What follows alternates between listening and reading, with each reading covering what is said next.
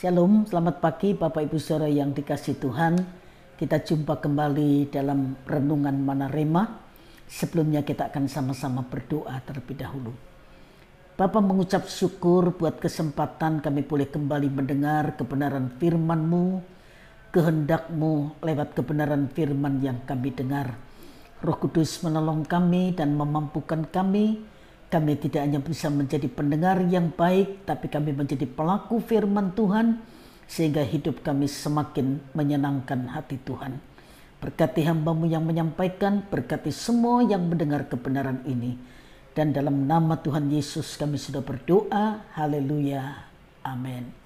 Bapak Ibu Saudara yang dikasihi Tuhan, pagi ini kita akan sama-sama belajar sebuah kebenaran yang saya beri tema, etos kerja Kristen. Filipi pasal 2 ayat 14 sampai ayat yang ke-15. Filipi 2 14 sampai ayat yang ke-15. Lakukanlah segala sesuatu dengan tidak bersungut-sungut dan berbantah-bantahan, supaya kamu tiada beraib dan tiada bernoda, sebagai anak-anak Allah yang tidak bercela di tengah-tengah angkatan yang bengkok hatinya dan yang sesat ini, sehingga kamu bercahaya di antara mereka seperti bintang-bintang di dunia. Bapak Ibu Saudara yang dikasihi Tuhan, salah satu alat ukur penting untuk menilai pekerjaan seseorang adalah etos kerjanya. Sebagai orang Kristen kita melakukan yang terbaik karena Kristus telah memberikan yang terbaik, yaitu anugerah keselamatan. Itulah etos kerja Kristen dan itulah makna mengerjakan keselamatan ayat 12. Etos kerja Kristen seharusnya berbeda dengan yang lain. Meski pada umumnya semakin lama kita bekerja, kadang ada yang semakin sembarangan, makin tidak disiplin.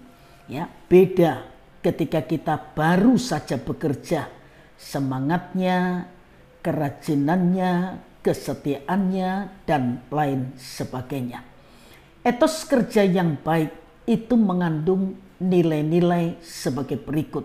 Yang pertama, kita bekerja bukan karena dilihat orang. Paulus menasihati jemaat untuk mengerjakan pelayanan mereka dengan baik, sekalipun Paulus tidak hadir di tengah-tengah mereka, karena pelayanan itu ditujukan kepada Allah, bukan kepada manusia. Ayat 12 sampai ayat yang ke-13. Bukankah kita sering menemukan orang-orang yang bekerja keras hanya di depan atasan atau bos saja, tetapi bersikap santai ketika bos sedang pergi? Jangan lupa Bapak Ibu Saudara sekalian, kita tidak hanya bertanggung jawab kepada manusia, tetapi kepada Tuhan nomor satu. Manusia bisa kita kelabui, tapi Tuhan tidak pernah bisa kita kelabui. Setiap kita akan mempertanggungjawabkan apapun di hadapan Tuhan satu kali kelak. Pekerjaan kita, pelayanan kita, hidup kita, harta yang Tuhan percayakan juga kepada kita. Yang kedua, kerja baik dengan sungguh-sungguh, tanpa bersungut-sungut dan berbantah-bantahan. Sebagai orang-orang yang telah diselamatkan, pekerjaan atau pelayanan adalah ungkapan rasa syukur kita kepada Tuhan. Ayat 14 sampai ayat yang ke-15. Banyak orang terlihat bekerja keras, tapi di balik itu mereka masih sering mengeluh dengan alasan seperti gaji kecil gak cukup. Ya aku kerjanya ya gini-gini saja ya. Bosnya galak, lingkungan kerja buruk, dan banyak alasan lain-lain. Ya. Yang ketiga, kerja dengan berdedikasi dan kerelaan untuk berkorban. Semangat materialistis mengajarkan supaya kita bekerja sesuai dengan bayaran yang disediakan, Sedangkan etos kerja Kristen mengajarkan untuk rela berkorban dan membayar harga. Ayat 17. Tiga nilai di atas menggambarkan etos kerja dan pelayanan Kristen. Dengan mengamalkan nilai-nilai tersebut, kita akan menjadi seperti bintang-bintang di dunia. Ayat 15. Bintang di langit itu biasa, tapi bintang di dunia itu langka dan luar biasa. Menjadi bintang di dunia artinya kita memancarkan cahaya dan orang bisa melihat Kristus yang ada di dalam kehidupan kita. Kita juga harus ingat senantiasa bahwa keberhasilan kita untuk mengerjakan semua itu berasal dari Allah. Dialah yang mengerjakan di dalam kamu, baik kemauan maupun pekerjaan menurut kerelaannya. Ayat 13. Tanpa menyadari hal itu, kita akan menjadi sombong dan menganggap keberhasilan oleh etos kerja itu semata-mata karena kerja keras dan kehebatan kita. Ingat Bapak Ibu Saudara sekalian, tanpa Tuhan kita tidak bisa berbuat apa-apa. Kalau kita tidak dikasih napas hidup, bagaimana? Kita kan tidak bisa melakukan apa-apa. Tanpa Tuhan kita juga bukan siapa-siapa. Sebab itu apa yang patut kita banggakan? Semua yang ada pada kita adalah anugerah Tuhan.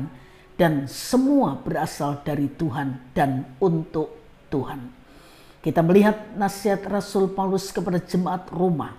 Dalam Roma 11 ayat yang ke-36. Sebab segala sesuatu adalah dari Dia dan oleh Dia dan kepada Dia. Bagi Dialah kemuliaan sampai selama-lamanya. Tuhan menolong kita semua bisa hidup selaras dengan kebenaran firman Tuhan dan hidup ini menjadi berkat untuk kemuliaan nama Tuhan. Mari kita sama-sama berdoa. Bapa, mengucap syukur buat kebenaran firman-Mu yang terus mengingatkan kami status kami sebagai terang di dalam dunia, sebagai anak-anak Tuhan yang harus memiliki nilai lebih daripada yang lain. Roh Kudus memampukan kami agar apa yang kami dengar mampu kami lakukan, dan dengan demikian hidup ini semakin menyenangkan hati Tuhan. Berkati semua yang sedang mendengar kebenaran ini, dan kalau sebentar kami melanjutkan aktivitas kami tetap mohon berkat-Mu menyertai setiap kami, sehingga apapun yang kami kerjakan, Tuhan sumber berkat itu yang membuatnya jadi berhasil untuk kemuliaan nama Tuhan. Dalam nama Tuhan Yesus Kristus kami sudah berdoa. Haleluya. Amin. Tuhan memberkati Bapak Ibu Saudara sekalian dan selamat pagi.